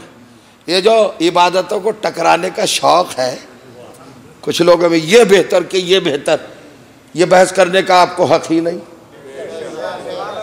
یہ تو اس سے پوچھو جس نے واجب قرار دیا ہے کیا بہتر ہے اور کیا بہتر نہیں. اچھا صاحب اب صلوات پڑھی, کمال, عجیب روحانی رخ ہے. ہم سوچتے تھے کہ نماز میں صلوات کی کیا ہے اہمیت ہے, کیا امپورٹنسی ہے. اب صلوات بتاتا ہوں میں آپ کو. ہماری قوم بڑی جینیس انٹلیکچوئلز ہیں, افراد بہت نابغہ, بدھی جیوی, سمجھدار. اہل بیت کا ذکر سن سن کے عقل پروان چڑھتی ہے. دوسرے ملتوں کے علماء بھی اس باریکی کو درک نہیں کر سکتے جس کو ہماری ملت کا بچہ. یہ فرش عزا کا طفیل اور فیضان, غور کریے گئے مجلس ہے, بڑی اہم ہے, بڑی باعظمت ہے. صلوات پڑھی آپ نے. ہماری قوم شارٹ کٹ والی ہے, پھنستی نہیں, لمبے کام میں نہیں پھنستی. یہ دیر نہیں کرتی، اسے جنت میں جانا ہے، اسے نماز قبول کروانا تھی، اسے جلدی سے کہا اللہم صلی علی محمد وعلی محمد، قبول. کیا کہا؟ اللہم صلی علی، چھوٹی ہے نا بھائی. اور ادھر جائیے آپ بڑے بھائیوں میں، اللہم صلی علی محمد وعلی محمد وارحم محمد وعلی محمد وبارک علی محمد وعلی محمد کافضل ما صلیت وبارکت وترحمت علی ابراہیم وعلی ابراہیم انکا حمید مجید. کتنی لمبی صلوات ہے بھائی. دیر لگی نا؟ کیا دیر لگی؟ ہمارے بڑے بھائیوں کو دیر لگی، ہمیں کوئی دیر نہیں لگی، ہم نے تو فوراً پڑھ لی. ملاحظہ کر رہے ہیں آپ نے کیا کہا بھائی؟ مجلس میں ہی پڑھتے، ہر جگہ پڑھتے، آتے جاتے فاتحہ میں قرآن پڑھنے سے پہلے ہر اچھے موقع پر جب کوئی مقدس نام آئے تو ہم پڑھتے اللہم صلی علی محمد وعلی محمد، پڑھتے کہ نہیں؟ ثواب مل جاتا ہے. ہم ایک بار پڑھتے، اللہ 10 بار پڑھتا ہے ہمارے لیے. اس سے بہتر کوئی بزنس ہے ہی نہیں، اس سے بڑی کوئی تجارت ہے ہی نہیں. وہ کہتا ہے تم میرے حبیب اور ان کی آل پر ایک بار صلوات پڑھو، میں تم پر 10 بار پڑھتا ہوں. اور جس پر اللہ صلوات پڑھ دے، اپنی رحمتوں کا حصار جن کے چاروں طرف معین کر دے، تو کیا پھر انہیں عذاب چھوئے گا؟ نجات کے لیے تو اتنا ہی کافی ہے. تو نجات کے بارے میں تو آپ بحث نہ کریں، سوچیں نہیں، اپنا دماغ اپنی مغزماری کچھ نہ کریں. اللہ صلوات پڑھتا ہے جو اہل بیت پر. خیر چلیے، مگر بڑے بھائیوں کی بڑی صلوات، اچھا یہ صلوات ہمارے یہاں بھی ہے. اللہم صلی علی محمد وعلی محمد، پھر شارٹ کر رہا ہوں، کما صلیت علی ابراہیم وعلی ابراہیم. اب آپ کے دل کے اندر سے وہ والہانہ جذبہ میں ظاہر کرنا چاہتا ہوں جو لوگوں نے چھپانا چاہا ہے. ہم تو بھیا پڑھ کے آ گئے مسجد سے اپنی نماز قبول کرا کے اللہم صلی علی محمد وعلی محمد کہا، اور سند قبولیت ہم کو مل گئی. لیکن آپ کو پڑھنا پڑی لمبی صلوات. آپ پھنسے. کہا کیسے پھنسے؟ اگر محمد و آل محمد تک رک جاتے تو نہ پھنستے. آپ نے کہا ویسے رحمت نازل کر سرکار نبی پاک اور ان کی آل پاک پر، جیسے تو نے حضرت ابراہیم اور ان کی آل پر صلوات نازل کی. آل ابراہیم تو اس کا مطلب یہ کہ مسلمان کو ڈبل صلوات پڑھنا پڑتی ہے. محمد و آل محمد تو مسلمان کا بچہ محمد و آل محمد کو تو جانتا ہے، لیکن بڑے بڑے علماء آل ابراہیم کو نہیں جانتے. قوم کو یہ تو بتا رہے ہو کہ درود پڑھو اور ویسے پڑھو جیسے ابراہیم اور آل ابراہیم پر. تو اس قوم کو 72 فرقوں کے علماء آل ابراہیم تو بتاؤ کون ہے آل ابراہیم. عجیب و غریب بات پہ لا رہا ہوں. کون ہے آل ابراہیم؟ نسل ابراہیم، ذریت ابراہیم، اولاد ابراہیم. کون ہے؟ یعنی درود میں شامل ہے اولاد ابراہیم. غور کریے، مسلمانوں کو وہی معاملہ ہے کہ لیٹر تو لکھ رہے مگر ایڈریس نہیں لکھ رہے. غور کریے گا، اس کو کہتے ہیں بیرنگ. بیرنگ کہاں جائے گا؟ کہاں جائے گا؟ کہیں نہیں. یہاں کے پھنس گئے. اب چونکہ خط لکھا بیرنگ، وہ آ گیا واپس. لکھنے والے کا پتہ ہے، جہاں بھیج رہے وہ پتہ نہیں. تو جب لکھا تھا لیٹر، وہ آ گیا واپس. اسی کا نام تو ہے رد ہونا. نہیں سمجھ رہے آپ؟ جہاں یہ کیس ہوگا وہی نمازیں رد ہوگی. تو آپ کو پتہ ہی نہیں آل ابراہیم کون ہے، اور اگر پتہ ہے تو اس سے بڑا جرم کر رہے ہیں آپ. پتہ نہ ہونا تو جہالت تھی، پتہ ہو کر نہ بتانا بغاوت ہے.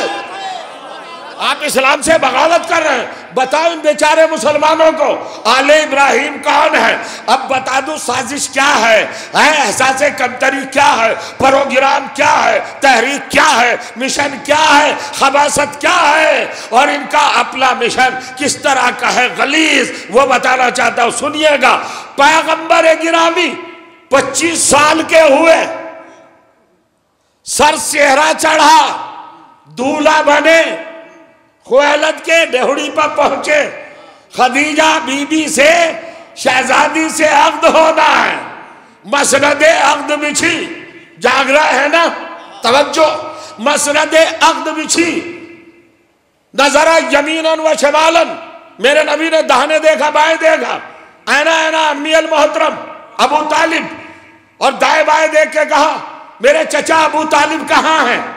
تو جناب ابو طالب نے کہا لبیک یا ولدی، میرے لال میں یہی ہوں، حاضر ہوں۔ کہا چچا آئیے، میرا نکاح پڑھائیے، عقد پڑھائیے۔ سنیے، ختم ہو گئی بات۔ اگر جاگ رہے ہیں تو لطف اٹھا سکیں گے۔ حضرت ابو طالب عقد کا خطبہ پڑھانے بیٹھے۔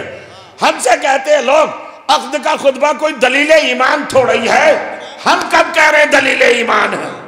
ہم دلیل ایمان بنا ہی نہیں رہے، اس لیے کہ ہمیں ان کے ایمان میں شک ہی نہیں ہے۔ ہم دلیل ایمان نہیں بنا رہے۔ دو باتوں کو سنیے، اگر پوری مجلس بھی نہ پڑھوں اور آپ پوری مجلس سنے بھی نہیں، اس جملے کو خالی محفوظ کر لیں تو آپ کا آنا عبادت پہ شامل ہو جائے گا اور آپ اپنی ڈیوٹی سے عہدہ برآ ہو جائیں گے، ہے نا، انجام دے لیں گے۔ غور کریں آپ، کیا کہا؟ خطبہ عقد پڑھنا یہ دلیل ایمان نہیں ہے۔ اب ہمارے ذاکرین پڑھتے تھے نا بہت کہ خطبہ پڑھا، خطبہ پڑھا، خطبہ پڑھا، تو اب مسلمان دوسرا داؤں لایا ہے کہ خطبہ پڑھنا کوئی نکاح کی دلیل تھوڑی ہے، کافر بھی پڑھ سکتا ہے، بے شک پڑھ سکتا ہے۔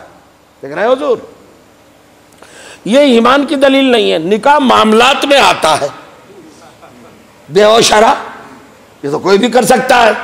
ارے بھائی، تو ہم دلیل ایمان بنا ہی نہیں رہے، ہم تو بنا ہی نہیں رہے، محسوس کریں گے نا، ہم تو پکڑ دوسری کر رہے۔ اب حضرت ابو طالب آ گئے مسند نکاح پر، نکاح خواہ بن کے خطبہ پڑھنے والے قاری خطبہ آ گئے۔ یہ بحث نہ کرو کہ خطبہ پڑھا، یہ دیکھو کہ کیا پڑھا، یہ دیکھنا ہے۔ نہیں سمجھ رہے آپ؟ اب دیکھنا ہوگا کیا پڑھا۔ تو اب کیا پڑھا صاحب؟ ایک مرتبہ، ارے بھائی بیٹی بیٹے ماشاءاللہ سب کے ہیں، گھر سب کے آباد ہوتے، پروردگار چمنزار رکھے سب گھروں کو۔ ہماری قوم کے جتنے بھی نونہال ہیں سب دولہا بنے، سب بیویاں لائے، اپنے گھر بسائے، صاحب اولاد ہوں، نکاح تو ہوتا ہی ہے۔ ہر ماں باپ کی خواہش ہوتی ہے میری اولاد کا نکاح اچھے مولانا صاحب پڑھے، ہے کہ نہیں؟ بڑے سے بڑے، یہ بھی اپنی جگہ پر۔ اچھا مولانا کتنے بھی بڑے آ جائیں، وہ خطبہ نکاح میں کیا پڑھیں گے حضور؟ آپ بھی تو پڑھتے ہیں، آپ بھی پڑھتے ہیں نکاح، تو کیا پڑھتے ہیں؟ اللہ کی حمد، رسول کی ثنا، یہی تو ہوتا ہے، مہر کا ذکر، بس یہی ہوتا ہے۔ اور کیا ہوتا ہے؟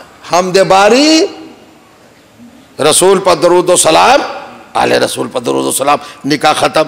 مجھے بلا لیا آپ نے نکاح پڑھنے کے لیے، بھولے سے بد پرہیزی کر لی، بلا لیا۔ اب میں جو بیٹھا صاحب، میں نے نکاح پڑھنا شروع کیا۔ ارے صاحب میں خطیب بہت اچھا ہوں، میں ذاکر بہت اچھا ہوں، میرا گھر بہت اچھا ہے، میری نسل فلاں ہے، میرا خاندان فلاں ہے، میں فلاں جگہ سے پڑھا ہوں۔ لوگ حیرت میں جائیں گے کون سا نکاح بھائی، یہ کون سا خطبہ ہے؟ نہ اللہ کی مدح، نہ رسول کی ثنا، کچھ بھی نہیں، یہ تو اپنے فضائل پڑھ رہے۔ کوئی نکاح دیکھا ہے ایسا؟ ذمہ دار شریعت آخری نبی جس پر نبوت ختم ہو رہی ہے، حبیب الہی جس کی زبان پر وحی کا پہرا ہے، وہ بیٹھا ہے سامنے، ابو طالب خطبہ پڑھ رہے ہیں۔ محمد اپنی مرضی سے تو کچھ کرتے نہیں، اللہ نے کہا ہوگا چچا سے پڑھوا۔ غور کریے آپ، چچا سے پڑھواؤ خطبہ نکاح۔ اب ابو طالب آئے، میں سمجھتا ہوں میں پہنچ گیا آپ کے دلوں تک، آپ کی سماعتوں تک، آپ کے ضمیروں تک۔ غور کریے گا، حضرت ابو طالب نے بیٹھتے ہی کہا الحمدللہ الذی جعلنا من زرع ابراہیم و سلالت اسماعیل۔ خطا کی حمد ہے اس اللہ کی حمد ہے جس نے مجھے آل ابراہیم بنایا۔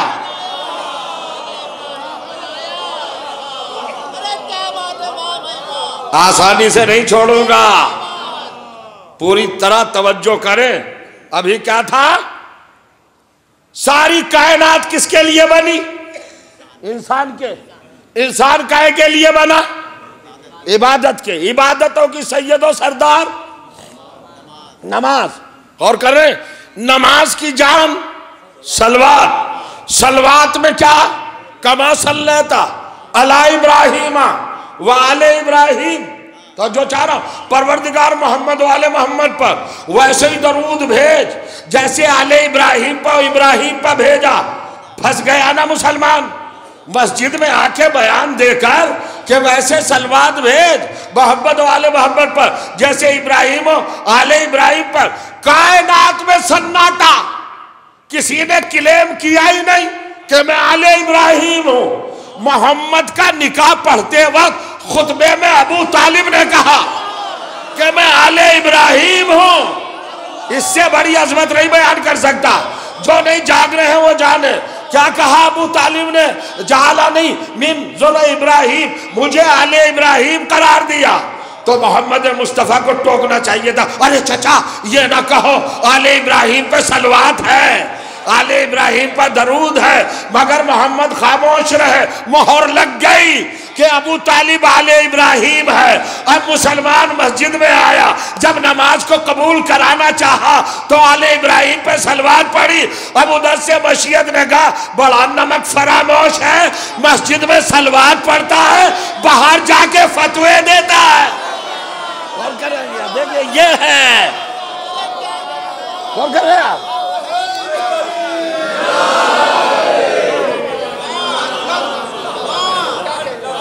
جو حضور کہاں پھنسایا؟ یہ ہے وہ پیچ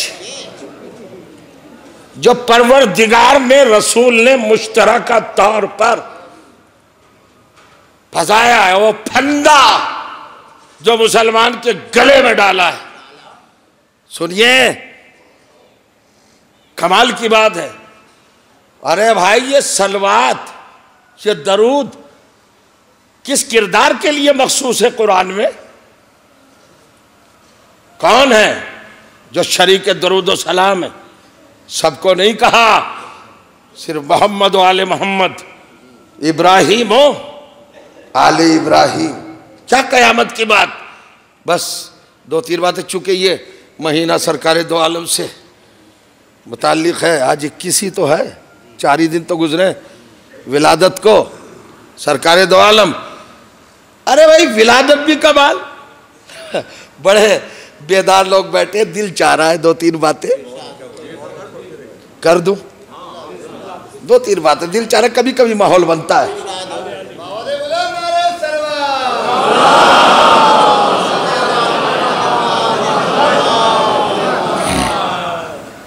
مسلمان ولادت کو بھی 17 سے کھینچ کر ریورس میں 12 لے آیا. اچھا عدد بھی خوب چنا.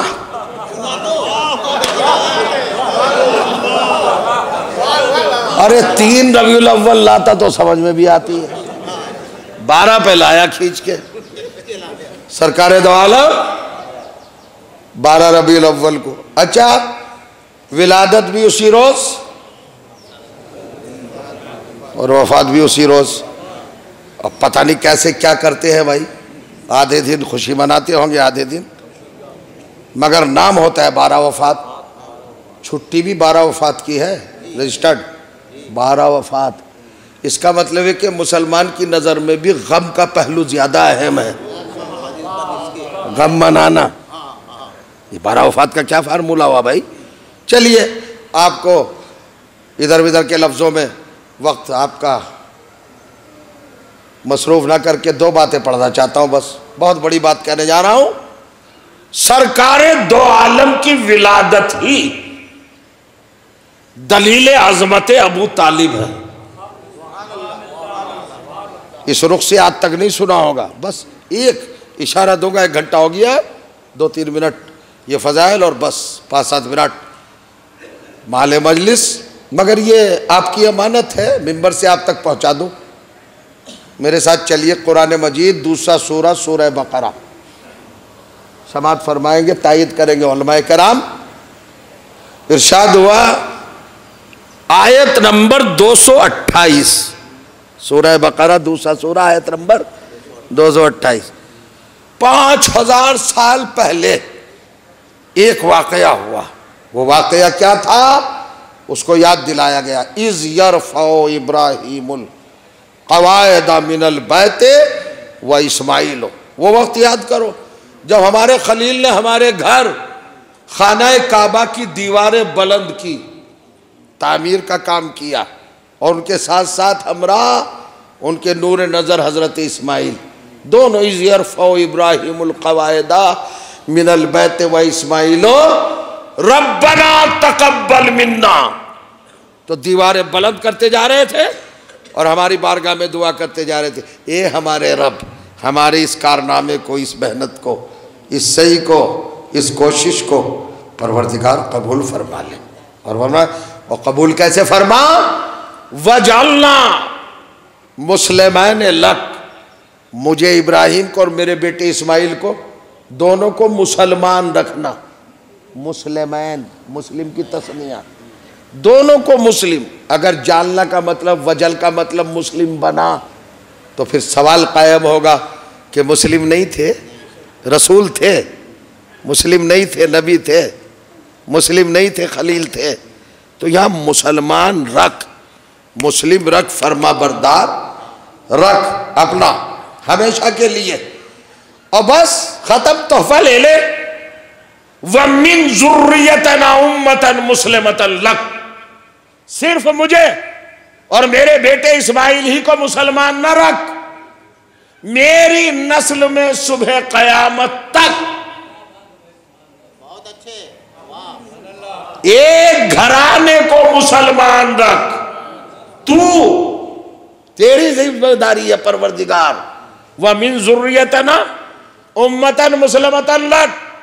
عزیزو تھکے تو نہیں ہے، خستہ تو نہیں ہوئے، 5000 سال پہلے رسول اللہ کی ولادت سے آج مسلمان ولادت منا رہا ہے۔ قرآن دیکھ، غور کریے گا، کب کہا تھا حضرت ابراہیم و اسماعیل نے، ہمیں مسلمان رکھنا، ہمارے اسلام کی حفاظت فرمانا، محفوظ رکھنا، قائم رکھنا، دائم رکھنا، کنٹینیوس رکھنا، مسلسل رکھنا، ہمارے اسلام میں تزلزل نہ آنے پائے، ہمیں مسلمان پکا سچا۔ اور سفارش کیا تھی، من ذریتنا امۃ مسلمۃ لک، ہماری نسل میں ایک گروہ، ایک جماعت، ایک فیملی، ایک خاندان، ایک گھرانہ ہمیشہ مسلمان رہے۔ اب پتہ نہیں بھائی کون سا گھرانہ، پتہ بتایا، وَبَثْ فِيهِمْ رَسُولًا مِّنْهُمْ، توجہ کریں گے آپ، يَتْلُو عَلَيْهِمْ آيَاتِكَ وَيُعَلِّمُهُمُ الْكِتَابَ وَالْحِكْمَةَ وَيُزَكِّيهِمْ، پروردگار وہ گروہ کون سا ہو میری نسل میں، مسلمان، جسے تو مسلمان رکھے، ان کی نشانی یہ ہے کہ آخری رسول کو اسی گھر میں بھیجنا جسے تو مسلمان رکھنا۔ کیا ہے، تیار ہو جائے۔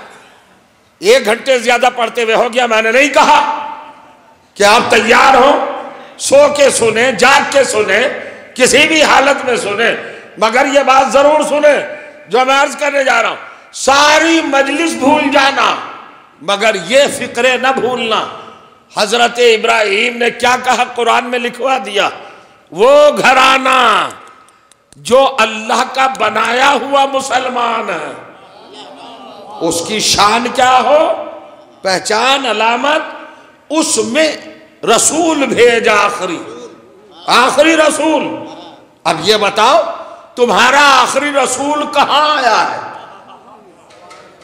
کہاں آیا ہے بھائی، کس گھر میں آیا ہے؟ اب میں یہ بات کہہ کے پھنس گیا ہوں، مجھے بیان کرنا ہے۔ کیا کہا حضرت ابراہیم نے، مسلمان بنانا، کس کو مسلمان بنانا، اس گھرانے کو جس میں رسول بھیجے۔ کمال، اللہ کی احتیاط دیکھیے، رسول اللہ کے پیدا ہونے سے پہلے رسول کے بابا جان کو اٹھا لیا، جناب عبداللہ کو، جناب آمنہ حضرت ابو طالب کے وہاں شیب ابی طالب سے زندگی گزار رہی ہیں، چونکہ ابو طالب ہیں بڑے بھائی عبداللہ کے، چھوٹی بھاوج ہیں آمنہ، حضرت ابو طالب کی نگرانی میں زندگی گزر رہی ہے. شیب ابی طالب ہے ابو طالب کا گھر. سر پہ قرآن رکھ کے بتاؤ تمہارا محمد 12 ربیع الاول یا 17 ربیع الاول کو، مجھے تاریخ کے اختلاف سے کچھ لینا نہیں، یہ بتاؤ پیدا کہاں ہوا؟ کہ پیدا تو ہوا شیب ابی طالب میں. تو شیب ابی طالب کس کا گھر ہے؟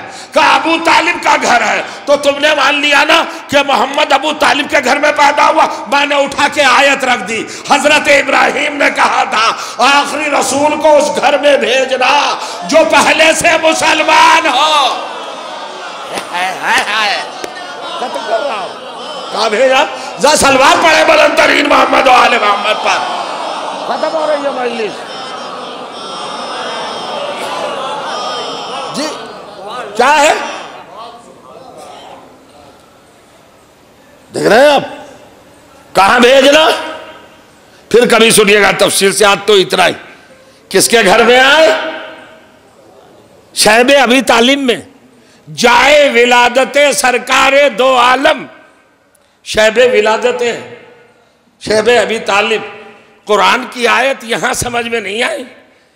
بہت چلاتے پھرتے ہو قرآن کافی ہے، یہاں کافی نہیں ہے. ارے کیا کہہ رہا ہے قرآن؟ کہاں پیدا ہوئے؟ کون سا گھرانہ؟ اچھا چلیے، حضرت ابراہیم نے بھی کمال کہا. یہ نہیں کہا کہ محمد اس گھر میں پیدا ہوں گے آخری رسول، وہ آ کے اس گھر کو مسلمان بنائیں گے، کلمہ پڑھوائیں گے. ابراہیم نے 5000 سال پہلے کہا تو مسلمان رکھنا، نبی کلمہ نہ پڑھوائے، نبی مسلمان نہ بنائے، بلکہ تو بنائے کے رکھ. ابراہیم کی نظریں دیکھ رہی تھی کہ نبی کافر گھر میں نہیں آتا، مسلم گھر میں آتا ہے. سنیے، اور اگر مسلمان نہیں مانو گے، اسلام پر قائم نہیں مانو گے، جانے اسلام نہیں مانو گے. ارے آپ تو سمجھدار لوگ ہیں بھائی، مسلمان پریشان ہو جائے گا. غور کریے گا، اگر نہ مانا اس آیت کو کہ ایک گھرانہ مسلمان تھا، شیب ابی طالب کے سارے ممبرز مسلمان تھے، اگر اس بات کو نہ مانا تو بڑی پرابلم ہو جائے گی. تمہارا رسول پیدا ہوا تو مبارکباد کسے دو گے؟ کافروں کو دو گے. مبارکباد لینے والا بھی نہیں ملے گا. اور کریے آپ، اب اتنی بڑی آیت، اب سماتے ہی تو ہیں بھائی، اب کیپیسٹی بھی نہیں. بہت بہترین ایک مجلس سن چکے آپ، مجھے بھی اتنی دیر آپ نے سن لیا، بڑا شکریہ آپ کا. بس آخری تحفہ 1 ہی منٹ میں اور ختم. چلیے صاحب، کہاں سے چلے تھے ہم؟ انسان، سجدہ، نماز، ساری کائنات انسان کے لیے، انسان عبادت کے لیے، عبادتوں کی جان نماز، نماز کی جان سجدہ. سجدے کی کیفیت کیا؟ 2 کیوں ہیں؟ سجدہ زمین پر کیوں ہے؟ سجدہ پھر سلوات، پھر سلوات میں ہے، اس کا طریقہ کیا ہے؟ سلوات ایک تاریخ بن گئی، حضرت ابو طالب کی عظمت کا ثبوت بن گئی. غور کر رہے ہیں نا آپ؟ پھر اللہ نے ابراہیم کا واقعہ قرآن میں بیان کیا کہ یہ تو ڈیسائیڈڈ ہے 5000 سال پہلے ہی کہ محمد اس گھر میں آئے گا جو ہمیشہ کا مسلمان ہو، مسلم ہو. ٹھیک ہے نا؟ اتنی بڑی آیت مسلمان کو نظر نہیں آئی. پوچھتے ہیں عظمت ابو طالب کی کون سی آیت ہے؟ ایمان کی کون سی آیت ہے؟ عظمت کی کون سی آیت ہے؟ ارے بھائی پورے مہینے تراویح پڑھتے ہو، کون سی آیت ہے؟ تراویح پہ اعتراض نہیں ہے، پڑھو، پوری زندگی پڑھو، 1 ہی مہینے کیوں؟ نماز پڑھتے ہو پڑھو، کوئی اعتراض نہیں، مگر آیت کون سی ہے؟ انہیں نہیں، وہ تو ثواب کے لیے پڑھتے ہیں، مگر آیت دیکھو ابو طالب کے لیے. ابراہیم کہہ رہے ہیں کہ اس گھر میں بھیجنا رسول کو، آخری رسول کو.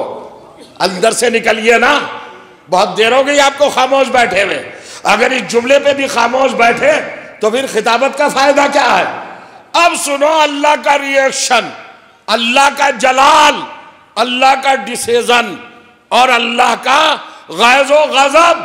اللہ نے کہا اتنی آیتیں اتار دی، مسلمان مانے عظمت ابو طالب کے لیے ایمان کے لیے، اسلام کے لیے تجھے سمجھ میں نہیں آیا؟ قرآن ان کے گھر اتارا، نبی ان کے گھر اتارا، شریعت ان کے گھر اتاری، امامت ان کے گھر اتاری، سب کچھ تو ان کو دے دیا، تیری سمجھ میں ابھی تک ایمان نہیں آیا؟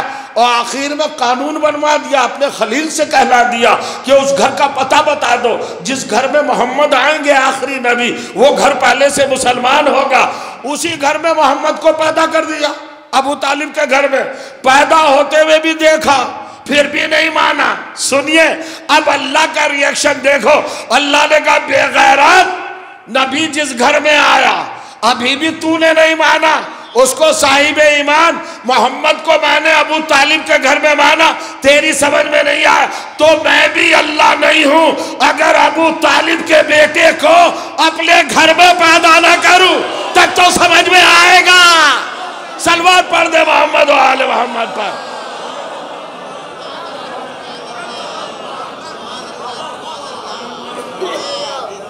جی حضور، بس اتنی بات ہے۔ یہ حقائق قرآن ہے، یہ ارکان آیات ہے، یہ صداقت کلام الہی ہے، سچائی ہے۔ آپ نے مجلس کی، آئے تشریف لائے، بڑا مجمع، بڑے اشتیاق سے، شوق سے، جذبے سے، والہانہ انداز میں، ولایت و مودت میں ڈوب کر آپ نے میری کجبج بیانی کو شرف ثبات عطا کیا۔ میں آپ کی کوئی خدمت نہیں کر سکا۔ بس عزیزوں، آپ ہمیشہ اسی طرح اپنی ذمہ داریوں کو محسوس کرتے رہیں۔ عزاداران امام حسین کا مطلب ہے صاحبان عقل۔ یہ رومرز، افواہیں، تہمتیں، الزامات، اتہامات، ان چیزوں میں کبھی نہ آئیں۔ خود اپنی عقل کی بنیاد پر مودت اور ولایت کی مضبوط بنیادوں پر فیصلے لیا کیجئے۔ کون کس کے لیے کیا کہہ رہا ہے، کیا نہیں کہہ رہا ہے۔ ہماری ملت بہت چھوٹی ہے، اس میں اختلاف کی گنجائش نہیں ہے۔ بہت اختلاف پہلے ہو چکے، اب مزید اختلاف کی گنجائش نہیں ہے۔ علماء کا احترام ہو، علماء مومنین کا احترام کریں، ذاکرین کا احترام کریں۔ بھئی دیکھو، ہمارے مذہب سے بہتر پاک کوئی مذہب نہیں، تو صاف و شفاف مذہب کو گندا کرنے سے کیا فائدہ؟ غیبت کا گدلا پانی، چغلیاں، تہمتیں، الزامات، یہ کچھ نہیں۔ صرف اس کی رضا پر نظر رہے، اس کے اہل بیت کے اسوہ حسنہ پر نظر رہے، اس کے رسول کی سیرت پر نظر رہے۔ اپنی ذمہ داریاں، یہی ہے زندگی کو خوبصورت بنانے کا بہترین نسخہ، بہترین فارمولہ۔ اور جس قوم کے پاس کربلا ہو، اس قوم سے زیادہ رئیس قوم، مالدار قوم کوئی ہو ہی نہیں سکتی۔ اس لیے کہ ہر درد کی دوا کربلا، ہر مرض کی شفا کربلا، ہر مسئلے کا حل کربلا، ہر شک کو یقین سے بدلنے والی اکسیر کربلا۔ کربلا راستوں سے بھٹکے ہوئوں کو حر بنا دیتی ہے۔ کربلا کی بڑی عظمت ہے، ذرا کربلا کو پہچانے، کربلا کو محسوس کریں۔ بس 2 لفظوں میں مجلس تمام کر رہا ہوں۔ ایک ماں کے ایصال ثواب کی مجلس ہے، چیلوں میں ایک بی بی، اور بیوی بھی ہے حدیث نام، کیا نام ہے، بنت سلامت حسین، سلامت بھی، حسین بھی، حدیث بھی، کتنے مبارک نام ایک وجود سے وابستہ ہو گئے۔ لیکن ماں وہی ماں ہے جس کے کردار میں کربلا کی ماؤں کا پرتو نظر آئے۔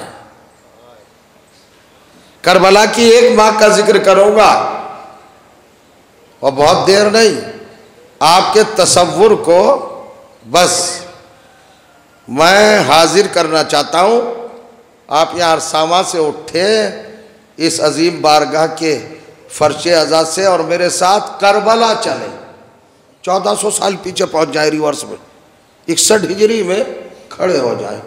اور اب دیکھیں کربلا کی ماؤں کو، کیسی ہیں کربلا کی مائیں، کیا منزل ہے کربلا کی ماؤں کی۔ کچھ مائیں ہیں، میں جناب زینب صلوات اللہ علیہ کا ذکر نہیں کر رہا ہوں اس وقت، جناب کلثوم صلوات اللہ علیہ کا ذکر، یہ تو علی کی جان ہے، یہ ثانیہ زہرا ہے، عالمہ غیر معلمہ ہے، یہ تو شریکت الحسین ہے، ان کی منزل تو اپنی جگہ پر۔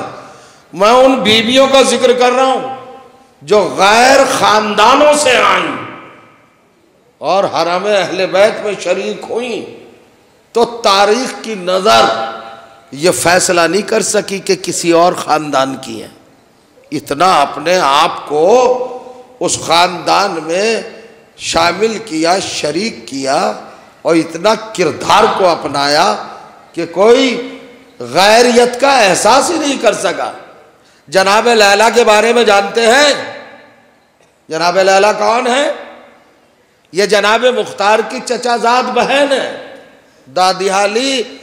آپ کا رشتہ یہ ہے کہ جناب مختار ثقفی کی چچا زاد بہن ہے، جناب مختار حضرت علی اکبر کے ماموں بھی ہے۔ اور دوسرا رشتہ کیا ہے عصبی؟ جناب لیلا ابو سفیان کی حقیقی نواسی، سمجھ رہے ہیں؟ معاویہ کی پھوپھیزاد بہن یہ جناب لیلا۔ خاندان نہیں دیکھے جاتے، اسلام میں کردار دیکھے جاتے ہیں، تقوی دیکھا جاتا ہے، نیتیں دیکھی جاتی ہیں، ضمیر دیکھے جاتے ہیں، طہارت دیکھی جاتی ہے۔ جناب لیلا کا کیا مرتبہ ہے؟ شبیہ رسول، جس کے بطن میں پروان چڑھا، جس کا شکم اطہر ظرف شبیہ رسول بنا۔ شبیہ رسول کہہ دینا آسان ہے، امام حسین کی نس ہے جناب علی اکبر کی ذات پر۔ جب آپ نے کہا ہے علی اکبر کو بھیجتے وقت، پروردگار اب میں اس اپنی جان اپنے بیٹے کو بھیج رہا ہوں ظالموں کی طرف، جو خلقت میں، خلق میں، منطق یعنی رفتار میں، گفتار میں، سیرت میں، صورت میں اور تخلیق میں تیرے نبی سے مشابہ تھا۔ وقت نہیں ہوتا ہے مجلس میں، ایک مجلس میں خطیب کیا کیا پڑھ سکتا ہے؟ یہ تو آپ کے ذہن ہوتے ہیں جو مختلف کتابوں کو اور آپ نے جو مجلس سے سنی ہوئی ہوتی ہیں ان کو مستحضر کر کے نتیجہ نکال لیتے۔ جناب علی اکبر کیا ہیں؟ جناب علی اکبر جناب لیلا کے بطن سے پیدا ہوئے، دو لفظوں میں مجلس تمام کر رہا ہوں، پیدا ہوئے، مگر جناب لیلا نے پالا نہیں، پالا ہے جناب زینب نے۔ آل رسول کے گھرانے کی یہ ریت، یہ رسم، یہ سنت، یہ طریقہ، یہ بھی ذہنوں میں رکھنے کے لائق ہے۔ جناب زینب ہے پھوپھی جناب علی اکبر کی، علی اکبر شبیہ رسول، شبیہ رسول کو جناب زینب نے ویسے ہی پالا جیسے ابو طالب نے محمد کو پالا۔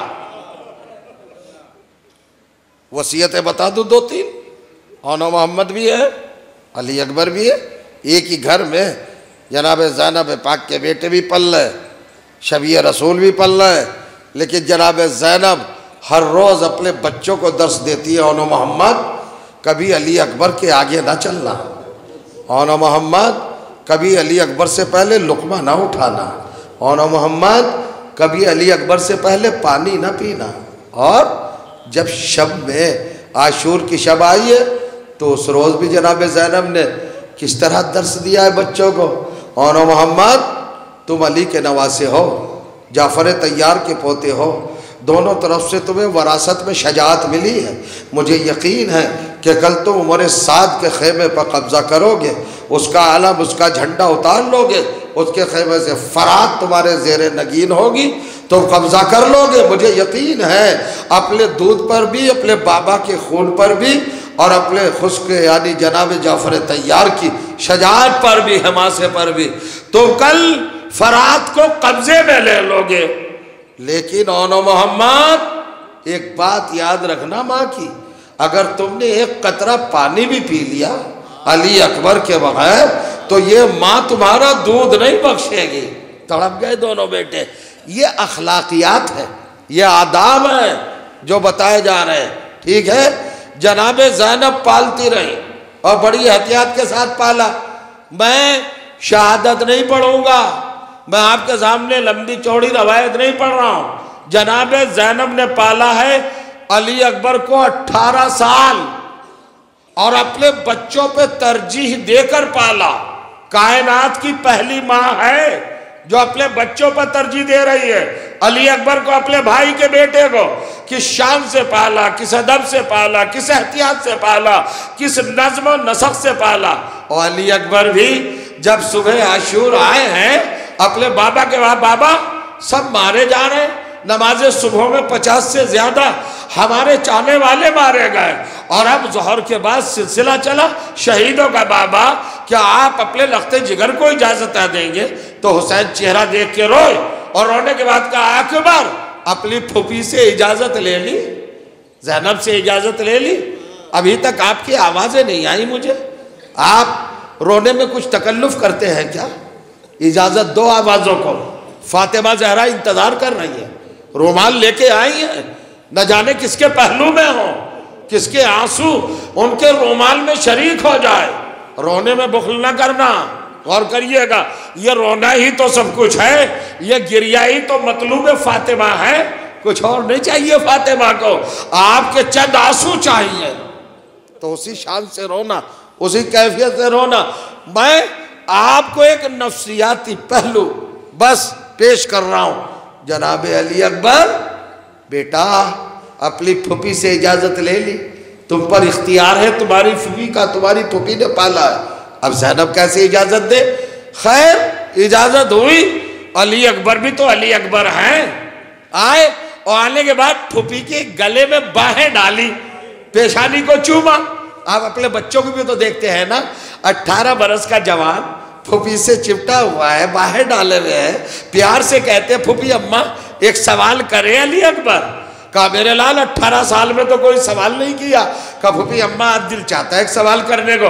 कहा बेटे करो सवाल। फूफी अम्मा ये बताइए आपकी नजर में मैं ज्यादा महबूब हूं या मेरा बाबा?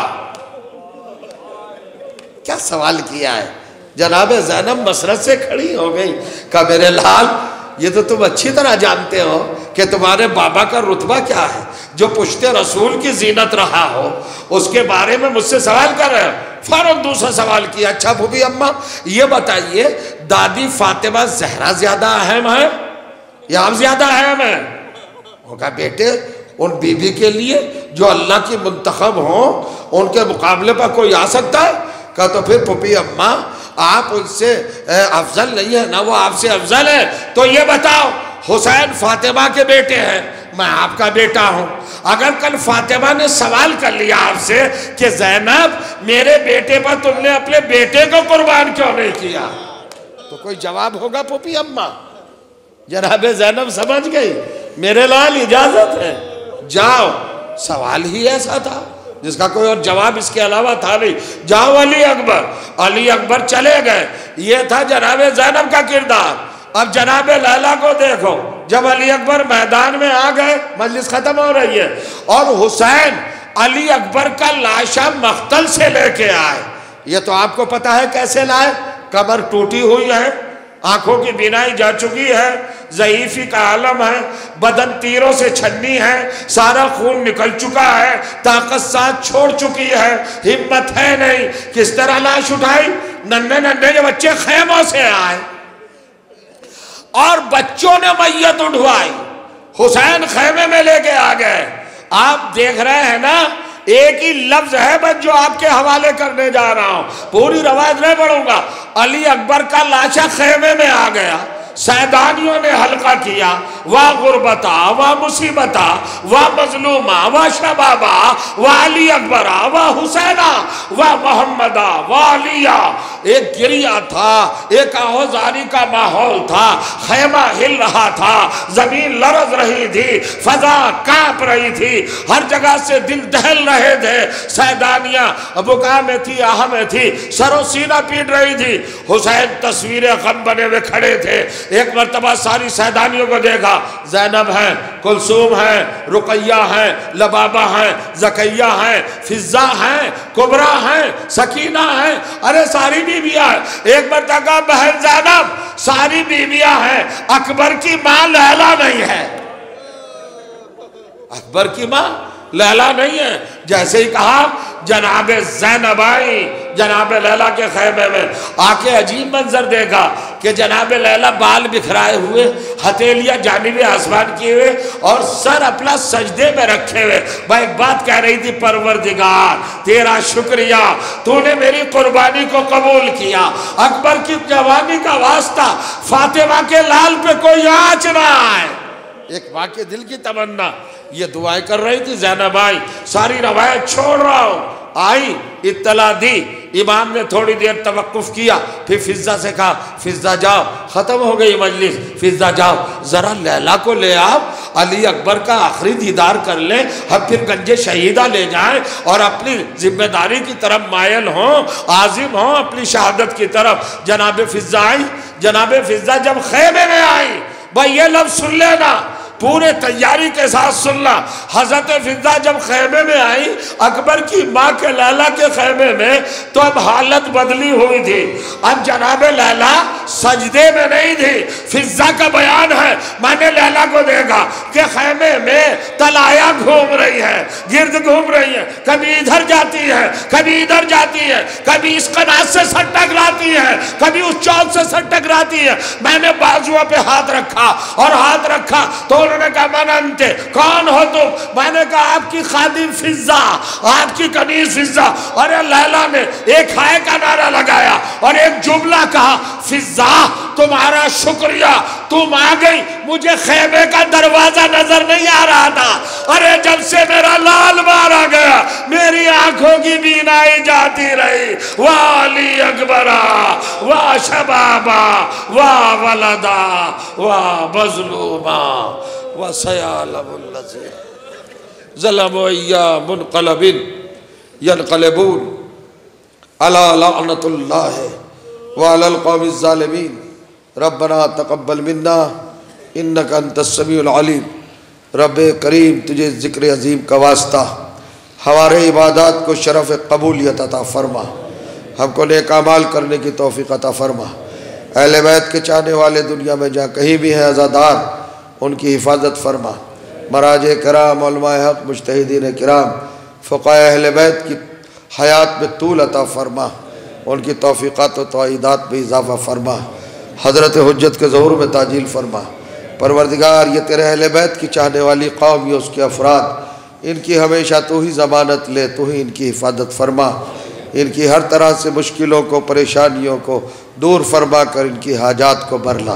کریم ہمارے مروین کی مغفرت فرما، ان کو جوار اہل بیت علیہ السلام میں اعلی مقام کرامت فرما۔ جو زندہ ہیں ان کو اپنی رحمت کے حصار میں زندہ و سلامت رکھ، ہماری خدمتوں کو قبول فرما، ہمیں اہل بیت کے راستے پر مسلسل چلنے کی توفیق عطا فرما۔ حضرات ایک مرتبہ سورہ حمد اور 3 مرتبہ سورہ توحید کی تلاوت فرما کر جناب مرحومہ حدیث بیگم بنت جناب سلامت حسین صاحب کی روح کو ہدیہ ثواب فرما کر شاد فرما دیں۔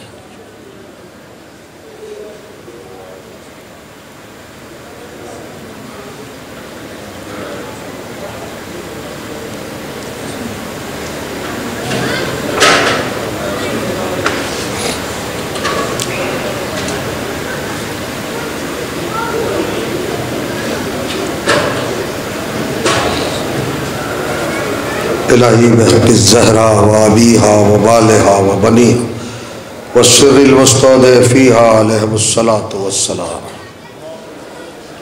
زیارت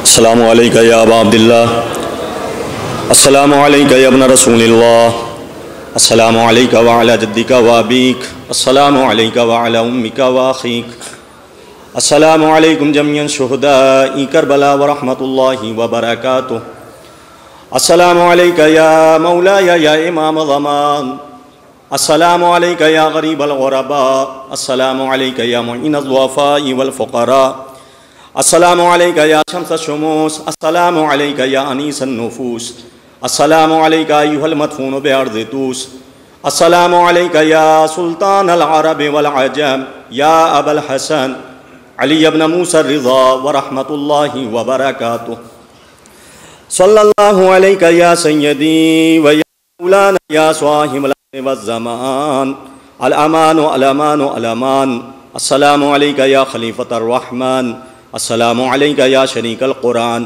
السلام علیک یا مظہر الایمان، السلام علیک یا امام زماننا ھذا عجل اللہ تعالی فرجک وسہل اللہ تعالی مخرجک وظہورک وجعلنا من اعوانک وانصارک ورحمۃ اللہ وبرکاتہ۔